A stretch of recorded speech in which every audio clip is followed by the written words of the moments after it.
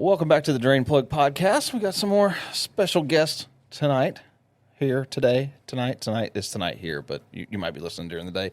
So I got Nick from Tiny Boat Nation and Mike from Tiny Boat Nation and me from also Tiny Boat Nation. We're all from Tiny Boat Nation. I can't believe it. All the tiny boats, all in one house. Facts. We're just missing a Ginger. We are. Yeah. He's at a funeral. We miss you, Ryan. We miss you. And your bright, shiny face. We'll see you tomorrow. Yeah. At the wedding. Wedding, not funeral. Who said that? I did. Oh. I did. So right. y'all came down for a little trip to go to the wedding, and we'll do some podcasts while you guys are here. And one of the topics that we wanted to talk about was electric outboards. Right? Yeah. And electric boating in general. Electric boating in general. So, Nick, I'll let you kick it off. Well, I will answer Nick. your question with a question. Okay. Where do you see electric boats fitting in now and fitting in 20 years? Depends on batteries. Tell us how you feel, Mike. Tell us your deepest, darkest your thoughts. I mean, we were just at Ibex in Florida before Tampa got hit by his second hurricane. Yes. And that one little week that they had a break, that we went to Tampa and saw anything that was new in electric outboards. And I was pretty impressed with what they were able to achieve. And the biggest dilemma is batteries, but then they had the solid state battery. I don't know how that's going to play into it. But they were able, there's just, they had motors that were the size of a dinner plate, maybe about 3 or 4 inches thick. And those could generate 200 horsepower. Then Holy crap. You could stack them on top of each other. And then that was 400 horsepower. So they probably could keep stacking them on top of each other, but then you start running into the battery issue of voltage. Now, one of those motors, I think, operated off of 300 volts. Or even probably more. It would have to be more, obviously, if you're stacking. So the sore subject for electric outboards is the batteries, but the bigger thing is they are getting better and they are progressing faster than I thought they would. Yeah. Personally.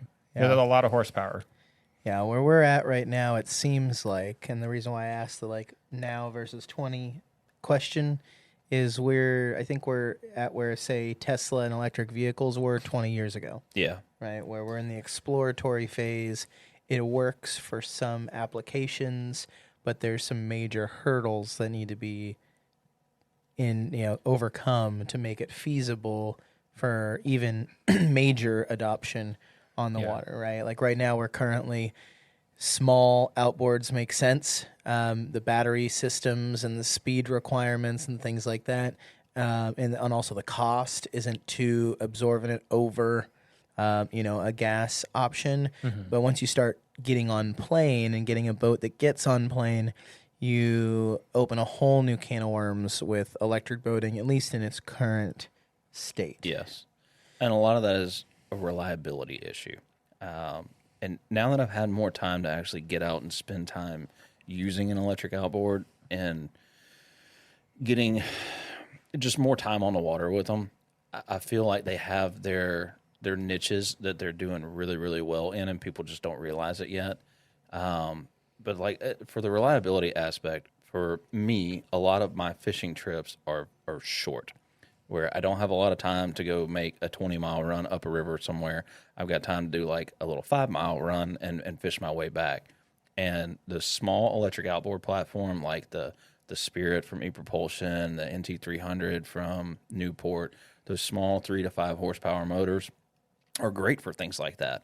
I don't have to worry about maintaining them in the winter. All I got to do is plug it up, charge the battery. Very little to go around with them, and they just work, and they've been working great. And they're light. They're easy to take off the boat when I'm not using them. I can put my mud motor on later on if I want to do a longer trip somewhere.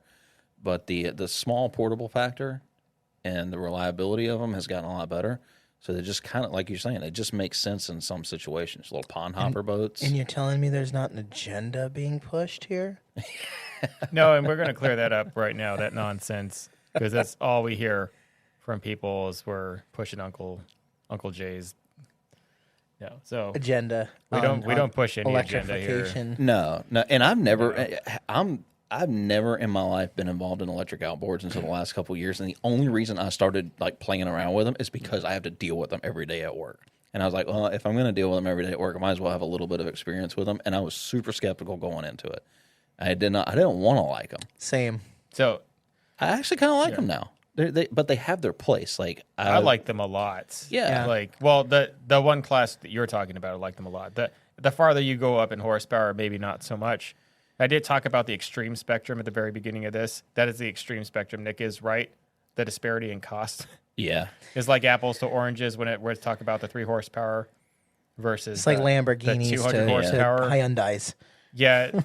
No, so I mean these 3 horsepower electric outboard equivalents are pretty much competing with all the 4-strokes of today, which they're all glorified lawnmowers.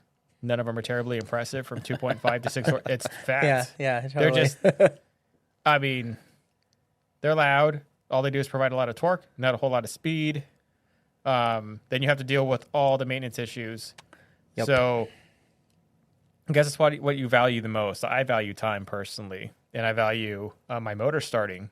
That's reliably. Just suddenly you think it was good yesterday, and then the next day you go back out again, and well, the impeller explodes, or the spark plug fails out, or the carb's plugged. The carb fuel is the big livery one. is Yes. plugged. Yeah. Using non-ethanol gas or bad using fuel. ethanol gas. Yeah. Cold start issues, elevation issues that affect performance. None of those exist in these 3 horsepower electric outboards, which arguably produce the same amount of power, if not more torque off the line. And you can take one of these and store it in your closet for the whole winter. Yeah. Bust it out in the spring, charge the battery, and that is it. It's super convenient. Yeah. That's great. Well, and even on you the got a million small- things to worry about. Why are you going to worry about that? Yeah, and even on the 6 and the 9.9 horsepower class, it's like those will push a pretty sizable boat. Yeah. Like, I mean, we got customers that are running 30-foot sailboats that weigh 7,000 pounds and pushing them with electric propulsion. I mean, yeah, you're not going to be setting any speed records or going on plane, but the amount of torque that these things put out and the reliability, like for our pontoon customers that are running a 9.9 horsepower platform, a lot of them are living on like 9.9 horsepower restricted lakes. Yeah. But I mean, you're still able to push a 20-foot pontoon boat 7, 8, 9 miles an hour, which is pretty impressive for something that you don't have to touch maintenance wise. It's dead silent. I mean, you can enjoy time on the water. Mm-hmm. I mean, that's one thing I always liked about the Spirit is like you can be cooking along at 5 or 6 miles an hour, and you can hear the dang birds chirping, man. Yeah, And, you super can, quiet. Yeah, have You just hear conversation. the water flowing around. Yeah, the man, motor, it's that's beautiful. it. It's cool, man. Now getting on plane is a whole separate story that we've had the. What would you say the comfort line is? It's pretty much Right now, it's 9.9 horsepower. It's 3 to 9 horsepower, right? Yeah, that And then once after you that, cross starts over, to get a little messy. Yes, once you cross over that 9.9 horsepower mark, you have to, no matter who you're working with or what brand or whatever, you really have to jump up from the 48 volt platform to a 96 volt platform. Really, 144s. Yeah, It's going to become more common, but right now, 96. Yeah, and it's and 2 things is one, the cost is, and the cost to weight ratio, right, and the cost to performance ratio is exponential jump. Yes. As well as the just like consumer safety factor. Like there's nothing necessarily dangerous, but that higher voltage when you have DIY installations and people who don't necessarily know what they're doing, that kind of voltage starts getting dangerous compared to 48 volts. So, there's some hurdles there that where we're currently at with technology and safety and just honestly cost and just cost to benefit ratio, right? Like how much money do you want to spend to get on plane versus being able to cook along at a right below planing speed, right? So the other big limiting factor is when you go to a bigger size outboard, like your 25 horse that's out now, and you got some 50s and 75s. In our realm, in the tiny boat realm, boats less than 16 feet more than likely are not going to be able to fit the amount of batteries that you need or carry to the run weight that. capacity, Or carry the weight, and that's going to be the big limiting factor going forward to the future is until batteries get smaller and weigh less, you're going to be limited on boat size for going bigger in horsepower. Yeah. Now, a 16 or a 17 foot Grizzly Tracker may be able to run a 30, 40, maybe even 50 horsepower electric outboard, but can it carry the weight of all the batteries? And do you have enough space for all the batteries? Yeah, You and end up carrying eating a ton 2 of your people, boat. right? Like Exactly. Yeah, and you're you're really carrying a full load. you're really stressing out a lot on that boat just to carry. Exactly. So you're kind of limited to boat size at So- that point, and budget, because it gets expensive quick. Yeah, yeah, and just in terms of the total runtime needed, the higher you go in voltage, like for the listeners out there that are just maybe hearing about electric outboards for the first time, right? Is you make that jump in voltage, it's a jump in cost, a jump in weight, for a minimal amount of performance increase at its current stage for most boats, at least for the tiny boaters out there and the fishermen and things like that, and even some of the pontoon boaters, right? Like the pontoons can hold a lot of weight, which is great, but the problem is they're also super inefficient at traveling through the Yes. water. So pushing a brick through the water, you're going to be burning a lot of dollars in batteries to be able to push that boat around, and that's just kind of where we're currently at with the technology that's available to us minions in the marine world. Yeah. I think Mercury might be the only one that kind of has gone above 9.9 with a 48 volt setup. Like they're 15, and it seems like they have their own proprietary battery, and only those will work. But it seems like they were kind of. Well, it also pulls a lot of amps. There's a company in New Zealand that they were hunting down some potential dealers here, and it's a 48 volt platform, but it's 300 amps, which to essentially move that amount of amperage is asking a lot of a 48 volt battery platform. You got to over go to a continuous time. multi-battery setup, and Yeah. you double your battery cost by doing that. So, Yeah. your traditional batteries in that's- the 48 volt range are going to be like that 150, maybe 200 amp that they can handle. But then when you got to add a second battery in, not only are you adding a second battery's worth of weight, you're also adding a second battery's worth of cost. And Yeah, it's like adding a add whole up extra person on the boat. Yeah. Yeah, I don't know. So essentially, what needs to happen for electric outboards to really take off is the batteries have to get smaller and lighter, and the market would have to be competitive enough to where we would see prices drop. Like Enough to be compared. it would have to be pretty Yeah. serious competition. Yeah. They're just there is. Where do you think the line is at making the jump to electric and making mass adoption and on the price point level? Like, do you think that double the cost of our current setups, or a quarter more of the cost? Because obviously, I don't think it's ever going to get cheaper than internal combustion. I don't know outboards. if they can make this solid state stuff work, and then maybe deviate off of that to get an even better look. Then it could be just very much like the lithium market, where the first lithium marine batteries, the first lithium batteries in general, were just obscenely expensive and not really the best quality. And then it just seemed like there was 8 million lithium companies, There still are, yeah. including Amazon really did a Yeah. giant hurt on all the lithium companies and squoze. And then so now it's become super ultra competitive. And those batteries are now not much more than your standard lead acid or AGM batteries. Yeah. So, we start seeing, you're going to see the new battery technology come out. They're going to charge an arm and a leg for it. Then more companies are going to come on. Then the other companies will have to charge lower for it because now they have competition. Then it just depends on the competition.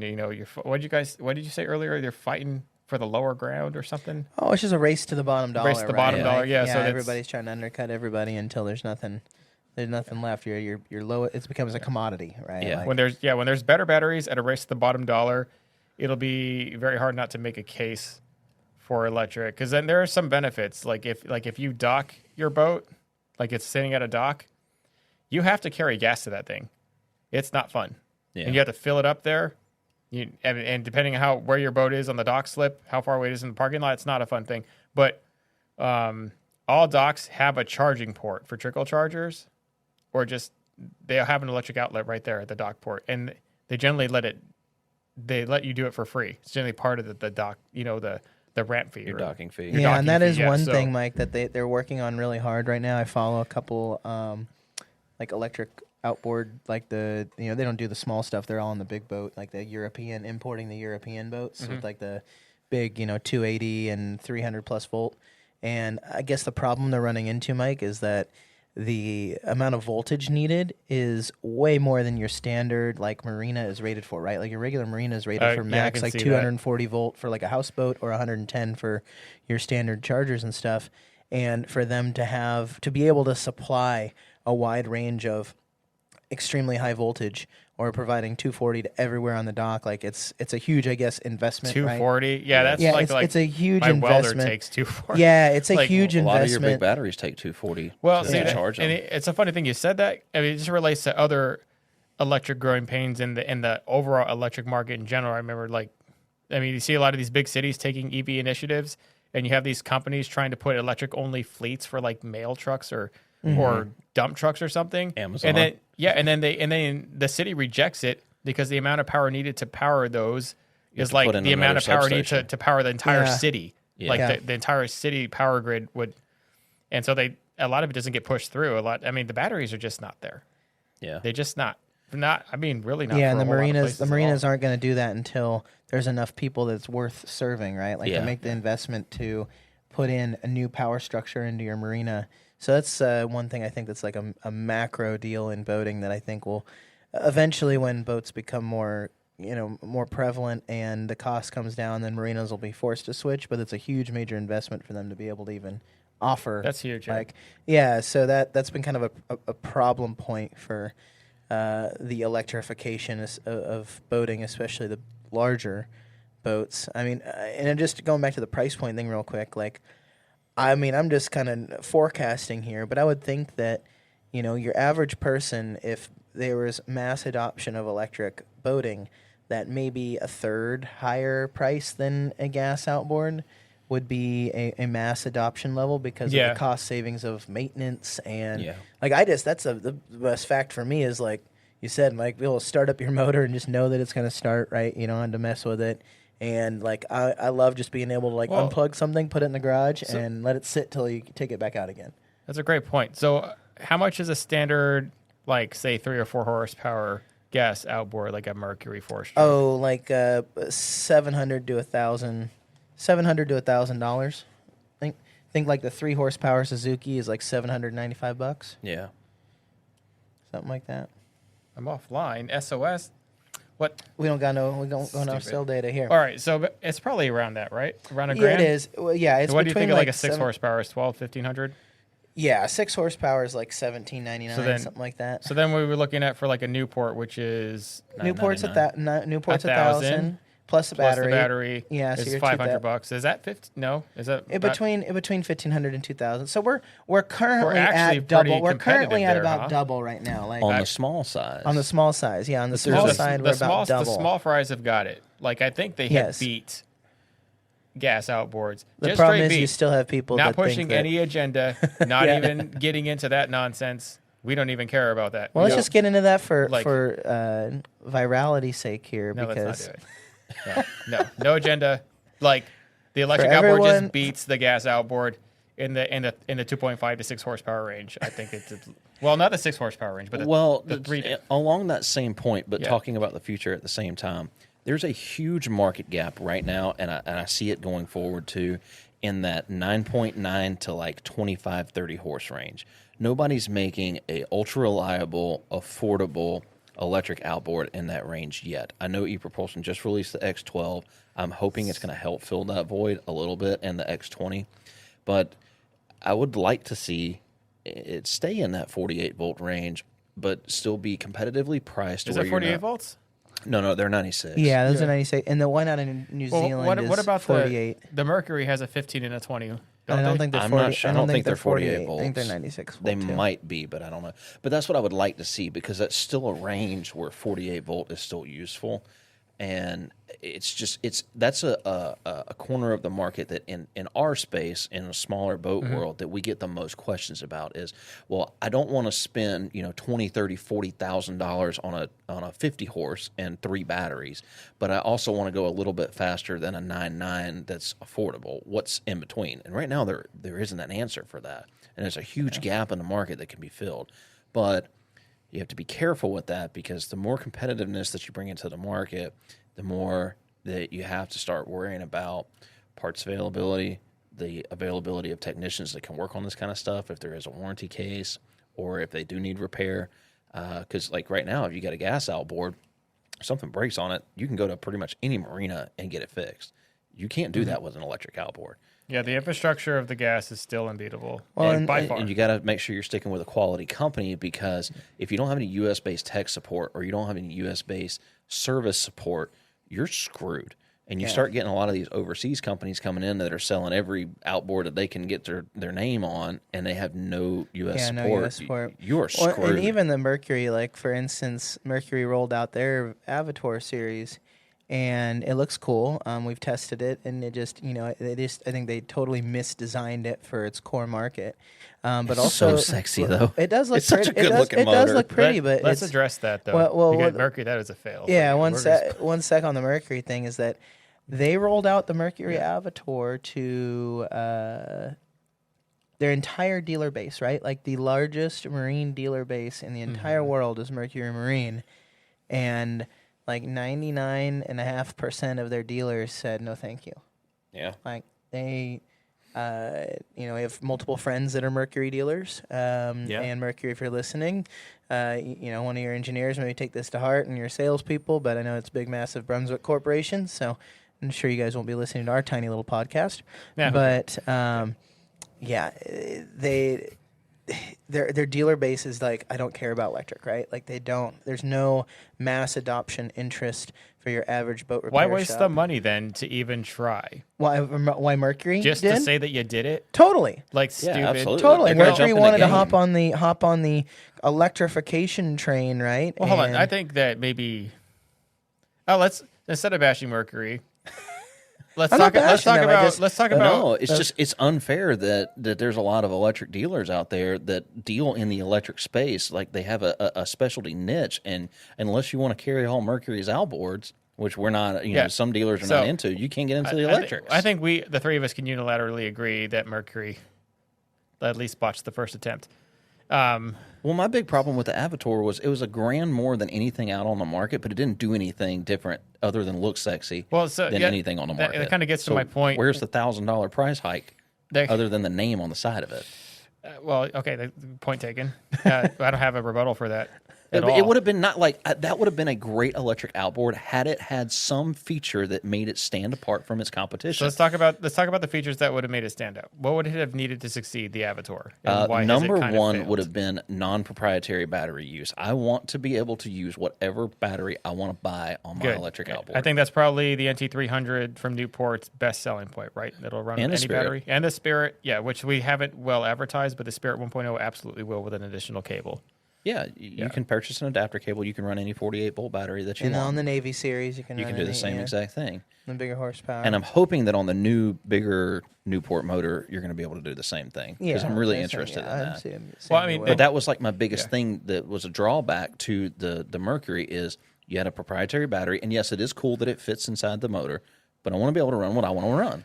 Well, and the runtime, too. Is, I think that you were absolutely right. I think Mercury completely just, there is no defending your battery choice there. well, there- they over there is none. designed it is the That- problem, right? Like when we talked to them Well, at hold on. IBEX, So here's the whole thing. Mercury is a huge company, right?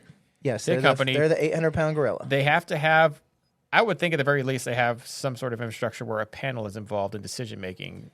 Yes, that- 30 different engineers. And then those people, did they analyze the competition and be like, maybe these features are important? Because Newport just released their new model, which we'll be testing soon, and they didn't fix a whole lot either. So the three of us aren't geniuses. No, we're actually pretty dumb, actually. So but even we can see what components make an outboard stand out, and then these people have a whole panel of people that Is have to Mercury sign made off. in America or is it Japanese?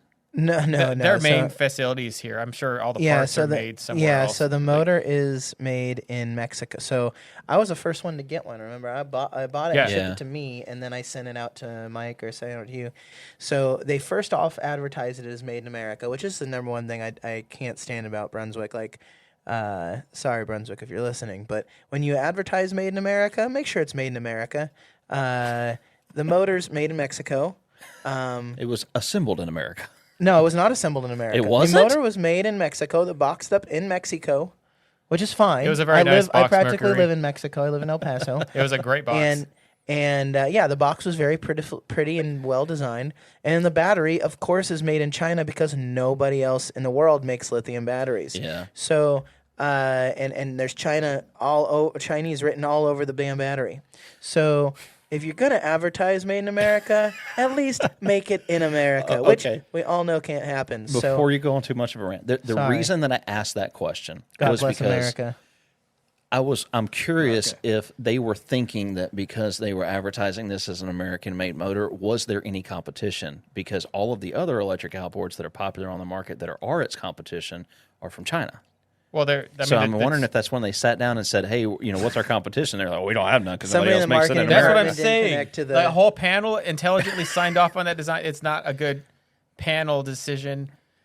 Or maybe it's like, have you ever watched Robots where like Ratchet?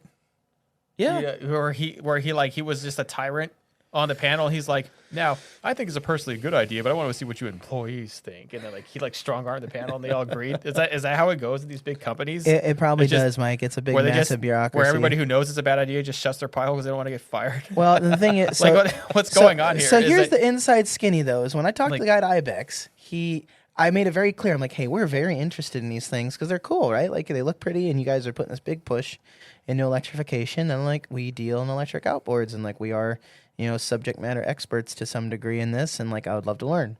And essentially, he was very new on the job, was very nice, but very new on the job as the market manager for Mercury Marine in electric, and essentially he shared that like we had a team of over 30 engineers working on this, and I'm like, well, those engineers fish.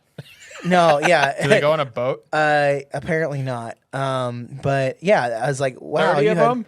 That was way too many opinions in the room. And I can tell it looks pretty. Like you made a beautiful looking product, but your 30 engineers never got down to the brass tacks of what the actual end user is wanting in a electric outboard. Which where do they hire them from? What college did they go from? Well, it's not that, Mike. It's just the fact that like those big massive companies, which are great. Like Mercury makes a great gas outboard. I know, so good. Yeah, they make a great gas outboard. In Mercury, just so you know, like all my boats that don't have electric outboards on them have Mercuries. Their electric outboard is great. There's nothing wrong with it. I just can't justify the $1,000 price hike because it doesn't do anything different. The three of us are a little different. We're like electric outboard snobs. And maybe that's something that anybody who's listening to this takes into heart. Because honestly, if you are just getting a first outboard and you got the Avatar, you would love it.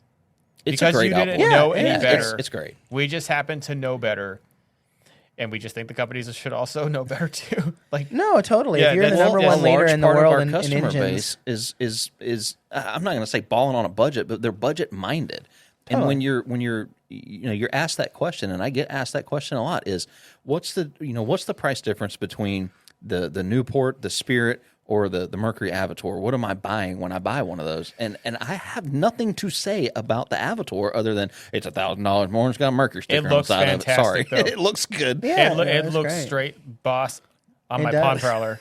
It looks so good. It also weighs like 30 pounds more. I mean that's only a personal problem for some people. Yeah. But these weenie little muscles. Look, I really did like the Avatar. I mean, I wish it had I pulled it out of the box. And I wish was it like, did some more crap. things that made it successful, like the third-party battery option would have probably been all you needed, really, almost to be it. I mean, when I asked your text at Ibex why you didn't do that, their response might have just been a general PC response, but they just said because you wanted to ensure that everything was done right. That's because they wanted to pigeonhole you into buying their batteries. Because they Essentially own the battery company too, the battery brand. Nah, All right, I'm going to spin this off of a Mercury bashing session. Yeah, sorry. I've got another. And this is me. Torpedo, real quick before you. Go ahead. Torpedo's not Mercury. You're not alone. It's like, no, it's like, and I don't want to bash. I mean, Torpedo, we have tremendous respect for you. You were the first. You were the pioneer. The Germans. I mean, you're The you're the one everybody copied. Now owned by the Japanese. And knowing how that feels and how annoying it is, like we have respect for you. That's but so these other ones came out. The NT3 came out. The NT300 came out after the Spirit from E-Propulsion. The Spirit from E-Propulsion did, it made its foot, right? I would call it's the market leader in the 3 horsepower. When you guys are all sitting out there analyzing this motor and why it did so well, and then you updated your motor to compete directly against the Spirit, I mean, it's still kind of there's some things still missing there too, right? Like, Well, have we gotten a definite confirmation on what's going to happen with Torqeedo now? Yeah, so Torqeedo, just an update for the listeners who are maybe electric outboard snobs like us. Or just curious people? Electric curious. Torqeedo was up for sale for quite a while from its parent company. To my understanding, I don't know the exact field there, and I'm pretty sure it was like a massive engines company in Germany that did a lot of like industrial and farming equipment, stuff like that. Was owned Torqeedo. They had it up for sale for a while, and Yamaha essentially bought Torqeedo at bottom dollar to take it over to help their electric push, because Yamaha actually has the Harmo electric motor from Yamaha that they were trying to push out to their OEM customers to put on like wakeboard boats and stuff that needed an electric only option. And so it was just easy for them to buy Torqeedo, right, to be able to plug and play into their Yamaha system. So maybe there's hope down the road, because Yamaha is a great company, but at the same time, is Torqeedo going to stay Torqeedo? Yeah, or is yeah. it going to get Well, rebranded? I don't know. or- I can't. we don't know for sure yet. Yeah, I can't speak on that. But from what I do know, and when I talked to the guys at Ibex that were there available, Yamaha is definitely going to do a great job, I'm sure, of reforming Torqeedo. The question is I don't think they're going to get rid of the German, leadership over there at Torqeedo. That has just made some very questionable decisions for their customer base and their dealers, especially their U.S. support dealers. And so, because we do have friends that are Torqeedo dealers too, so they make a good product. It's just I've talked to a lot of people that own them, and it's a split fence. You've got a group of people that love them and have had absolutely no issues with them. And then you get a group of people who've had nothing but nightmare problems out of them and getting them serviced here. Yeah, and getting service and parts. Yeah, service and parts. I'm sure is the that'll get biggest better complaint. with Yamaha taking them over. But the same thing is, I think Yamaha released the availability of Torqeedo to their Yamaha dealers. Yeah. And their Yamaha dealers, 99.9% of them said, sorry, we don't need, wow, okay, we're not going to sell I don't know. those, right? I like what Torqeedo has done. I would back them. Like, yeah, they look. I would. The new version looks real pretty. You actually have it sitting at your house, getting ready to get tested. Yeah, we're gonna try out the new. You're gonna try it out. There's still no Torqeedo. third-party battery option, though, right? Yeah, no. I think that. I mean, if anybody ever listens to this small podcast, like the third-party battery option is key. So back to where I was going to spin it. this. One area that I would like to see in the future, I know that probably nobody from any electric outboard company is going to listen to this, but one thing I would like to see in the future We'll make them listen. is the availability of higher RPM, smaller motors.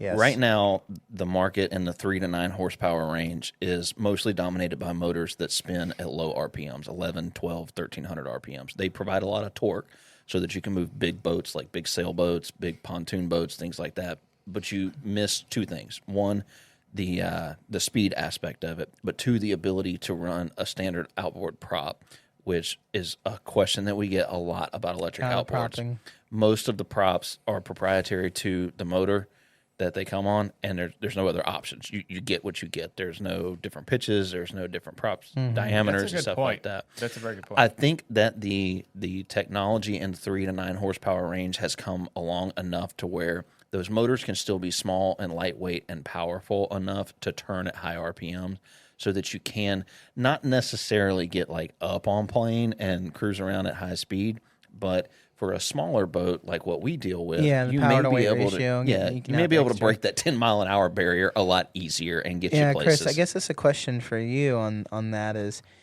do you know what the limitation is for RPM, right? Like, is there the RPMs on a small electric motor? Is it a heat issue, the reason why we're not seeing anything come out with higher RPMs? Is it an Yes and amperage no. issue?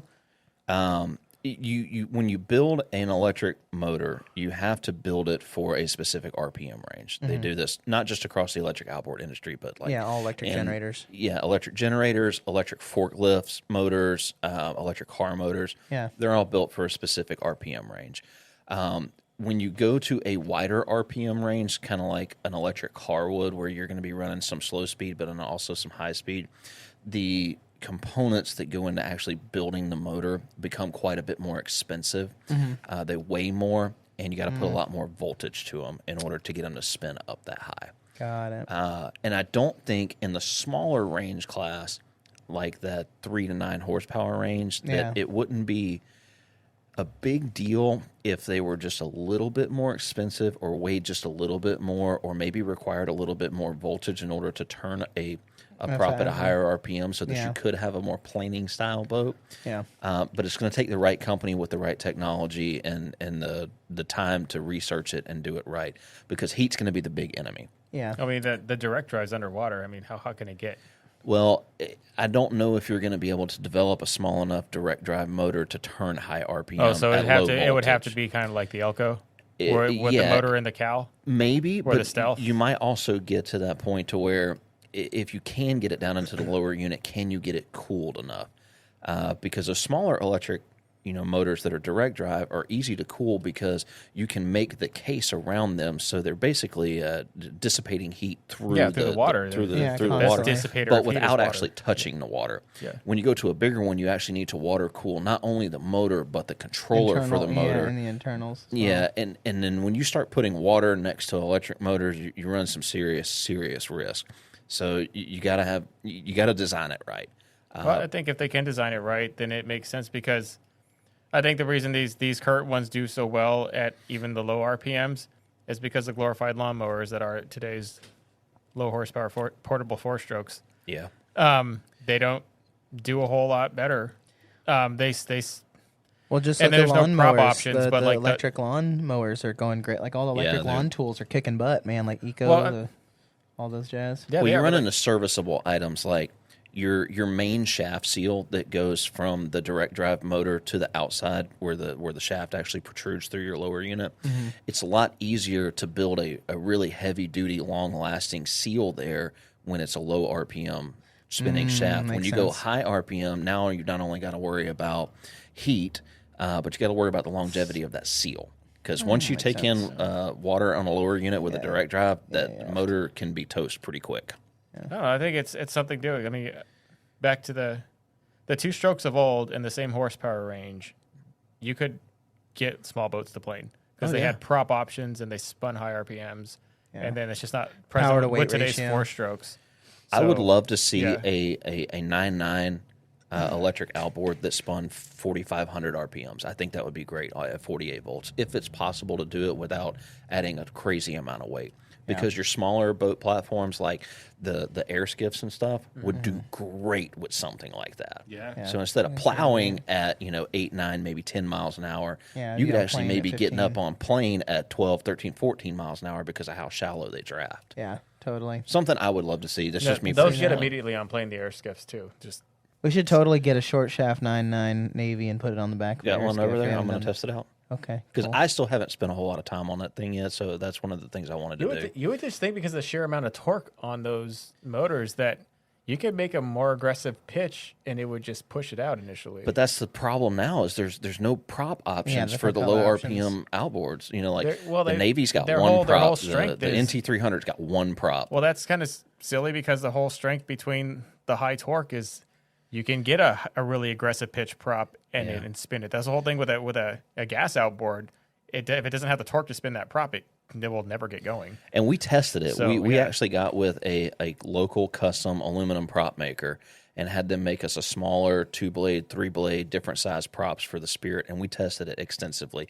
We never saw any performance gains because the RPM They're too range. low, It yeah. needs more RPM in order to spin and push more water. So you're just kind of limited on that low RPM range. I'd love to see them go more. The NT, if we can get you one, which we have too, so that one spins higher. Does it? I think it does. I want to say it was like 1,500 RPM It versus moves. the Spirit, which is 1,000 to 1,100. It moves pretty good. Yeah. That's what it does. Yeah. So The other thing I would like to see is, like we were talking about earlier, is the battery technology. I know it's progressing fast, but I want to see batteries get more reliable, smaller, and lighter weight, so that you can, so that you can run those bigger, higher horsepower electric outboards without having to totally weigh your boat down. Well, in 10 years from now, Chris will look back at this podcast and be like, where were we? We might be in flying boats by then. December 13th of 2024, or maybe it is the 13th. I don't even 14th. I don't even know what day it is anymore. It's It's getting late. By 2030, you better have it done, guys. Yeah. We hope so. Look back on this podcast and be like, this was the genesis Yeah. of the Tesla of electric boats right here at TBNation Southeast in Oxford, Georgia. Do y'all have any hopes for the future with electric outboards other than anything we talked about so far? I'm still very much a gas outboard fanboy. So Mike's I a Mercury appreciate what fanboy you've at done. heart. But I mean, like, if you don't get your stuff together by 2030, like, Yeah. I'm just still going to use a gas outboard. I don't know what to tell you. I'm also ready to see the inception of the electric mud motor. There's been a few that have been tested, and I don't think they've really hit the market yet. I know Mud Walker was working on one. I would love to see a Tesla generator hooked up to the top of a Mud Mud Buddy. Motor drive, a Mud Buddy drive. Now that would be Yeah. the amount of torque, instantaneous torque on that would be quite the smoke show. Yeah. But other than that, I just for everyone that reads our Facebook ads and then decides to comment that you don't have an electric motor on your boat when you have a 24 volt or 36 volt Minn Kota trolling motor on the front, you can go suck it. I will say that's one thing that impresses me about the Newport is sticking in that 34 volt. I range, or wanted your guys' 36 volt. opinion about that. Yeah. What do you think that's- about that? I think it's a good idea because essentially, if you wanted to run a big 36 volt battery bank on your boat and you had a 36 volt trolling motor and a 36 volt outboard like the Newport, Yeah. you save a lot of wiring headaches. Tiring. I think they're tiring smaller and lighter than the 48. Yeah. Like, I mean, I know it's more amps because it's less volts, but then I have some e-bikes. I have one that runs at 48 volt and one that runs at 36. Yeah. And the 36 has a 720 watt hour and the 48 volt has a 600 watt hour. And you would think because that 48 volt would be more efficient, it's not. Yeah. If the other one wins. Well, I mean, look So, at I don't really- the E-Lite. The Yeah. E-Lite came in at 24 volts, and I'm sorry, E-Propulsion, y'all totally dropped the ball on not being able to add an external battery to Yeah, it that does thing. fail. It's a great motor. It is super handy, and everybody that owns one loves it. But my biggest complaint, and everybody else's complaint, is runtime. And there's no option to add more runtime to it. You just got to stop and charge or buy a second one. Yeah. But I think a that new there's model. a market for the smaller 24 volt style motors, just like the NT300. If other companies were willing to jump into that small 1.5, maybe even 2 or 3 horsepower and that 24 volt, it's still an option, especially if you want to run a big 24 volt battery bank on your boat, because 24 volt batteries are getting bigger and bigger by the day. I mean, I've seen some that are over 200 amp hours now. Yeah, You could put a couple of those in a boat, have a 24 volt trolling motor, 24 volt outboard on the back, and you'd be ready to rock and They roll. have 300 amp hour, 400 amp hour 12 volts, and you could put those in series and get Yeah. 400 amp hours at 24 volts. Yeah. 200 pounds of batteries, but yeah. well, Pretty that's intense. 400 amp hours. That'll last you forever. I mean, it would last you a long time. Yeah, you might get a couple days out of it. A long time. Yeah, the 400 amp hours is a lot. I'm excited You for the gotta really future. try to- I'm not going to say that I'm an electric fanboy. I just think it has its place in the world now that it didn't before, Totally. and sometimes it makes more sense than a gas outboard. But the smaller, lighter ones that are versatile and can be used in multiple situations on multiple different boats because they're light and portable is the way to go for a lot of people. They just don't want Totally. to overcome that I have an electric outboard phobia. I think it's made my camping and my outdoor ventures tremendously less complicated. Like, Oh, totally. The that electrification in of and of itself, the ability to save time is worth the little extra money. totally, and That's the so worth maintenance it. and Yeah. portability. Yeah. Totally kills it. Final Well, thoughts, Nick? Final thoughts are that for how much we get the anti-electrification chatter, just to let you know that we love at Tiny Boat Nation. We love a clapped out 2-stroke spinning at 6,000 RPMs, burning some old dyno juice I love as it. much as we love our electric outboards pumping out high amperage and dead silence. So we love both of them. We don't discriminate. We're Don't not- forget about hopped up mud motors running on methanol. Oh, yes, we got that too. Yes, a mud motor. And eventually, if you're listening from Thailand, we want to come visit you in Vietnam. We would love to come visit you to see your clapped out diesel long tails. Yes. With those turbo Three-cylinder spoons. Isuzu with the twin turbo. Oh yeah, we would Running 80 eventually. miles an hour. If everybody listening to this podcast buys a boat part from us next year, maybe we can afford to do a Tiny Boat Nation southeast trip to Southeast Asia. Southeast Georgia meets or Southeast United Asia. States. Yeah, Southeast U.S. meets Southeast Asia, and we They got some serious rednecks over there. Yeah, I would love that. That's our dream goal. So we love some black coal rolling as much as we love our eco-friendly, eco-friendly outboards. So, but yeah, looking forward to it. So future is bright in electric boating. Yeah. Just got some hurdles to go. Final thoughts from Mike? I just want to say, all you people on Facebook, I hope you hear this podcast. We get trashed a lot on Facebook for electric outboards. This is for you, Facebook. All right. Well, what do we say? Don't forget Your dream plug. Very good. Y'all are getting the hang of this. It only took 3 podcasts later. Sweet. See you guys.